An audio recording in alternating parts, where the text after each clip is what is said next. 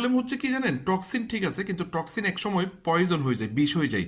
টক্সিনগুলো যখন 10 বছর 15-20 বছর যাবত আমাদের শরীরে জমে থাকে, আটকে থাকে, এক পর্যায়ে সেটা বিষ হয়ে যায়, হ্যাঁ। এবং পয়জন, বিষ কিন্তু টক্সিনের চাইতেও বেশি ডেঞ্জারাস। হ্যাঁ, বিষ যখন এটা বিষে রূপান্তরিত হয় তখন এটা খুবই মানে আমাদের জন্য ক্ষতিকারক, হ্যাঁ। এখানে দেখেন বিভিন্ন অর্গানে, আমাদের বিভিন্ন অর্গান আছে, অর্গানে যখন বিভিন্ন অর্গানে যখন টক্সিনগুলো জমে যায় বা পয়জন হয়ে যায়, তখন সেই অর্গানটা ডিসফাংশন শুরু হয় বা সেই অর্গানটা ভালো মতো কাজ করতে পারে না, হ্যাঁ। এখানে বিভিন্নভাবে দেওয়া আছে যে হাইপার টেনশন, বাংলাদেশে দেখেন ব্লাড প্রেশার, হাই ব্লাড প্রেশারের রোগী কিন্তু অনেক, ঠিক আছে। কেন হচ্ছে? দীর্ঘদিন যাবৎ ওষুধ খাচ্ছে, মেডিসিন নিচ্ছে, এরপরও কিন্তু প্রেশার ভালো হচ্ছে না, ঠিক আছে। এরপর মনে করেন গ্যাস্ট্রিকের ওষুধ খাচ্ছে কন্টিনিউ, এরপর মনে করেন লিভারের জন্য ট্রিটমেন্ট করতেছে কন্টিনিউ। আসলে মেডিসিন অনেকে নিচ্ছে, কিন্তু ওই যে টক্সিন বা বিষাক্ত পদার্থটা বের না করার কারণে আসলে অনেকগুলো মেডিসিনও ভালো মতো কাজ করতেছে